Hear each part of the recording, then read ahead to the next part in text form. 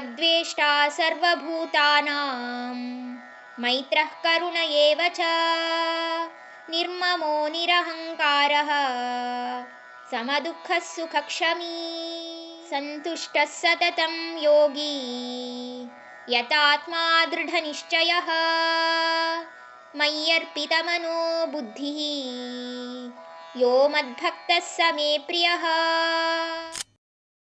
ಯಾವಾಗ ನಿನ್ನಲ್ಲಿ ದ್ವೇಷಕ್ಕಿಂತ ಹೆಚ್ಚು ದಯ ಬರುತ್ತೋ ಮತ್ತೆ ಎಲ್ಲ ಜೀವರಾಶಿಗಳ ಮೇಲೆ ಸ್ನೇಹಭಾವದಿಂದ ಖುಷಿಯಾಗಿರುವುದನ್ನು ನೀನು ಕಲಿತೀಯೋ ಆಗ ನಿನ್ನಲ್ಲಿ ಯಾವುದೇ ರೀತಿಯಾದ ಬಂಧನಗಳಿಂದ ನೀನು ಮುಕ್ತನಾಗಿರ್ತೀಯ.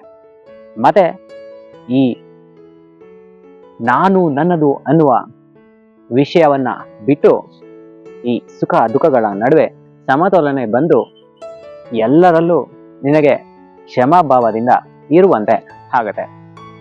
ಯಾವ ಭಕ್ತಾದಿಗಳು ಸತತವಾಗಿ ಸ್ಥಿರ ಧ್ಯಾನವನ್ನು ಮಾಡುತ್ತಾ ಸಂತುಷ್ಟತೆಯಲ್ಲಿ ಯಾವಾಗಲೂ ಇದ್ದು ದೃಢ ಸಂಕಲ್ಪದಿಂದ ಅವರ ಆತ್ಮವನ್ನ ಸಂಯಮದಲ್ಲಿಟ್ಟು ಅವರ ಮನಸ್ಸು ಮತ್ತೆ ಬುದ್ಧಿಯನ್ನ ನನಗೆ ಮೀಸಲಿಡ್ತಾರೋ ಅಂತ ಭಕ್ತಾದಿಗಳು ನನಗೆ ಬಹುಪ್ರಿಯರಾದವರು ಅಂತ ಇಲ್ಲಿ ಭಗವಂತ ಹೇಳ್ತಾರೆ.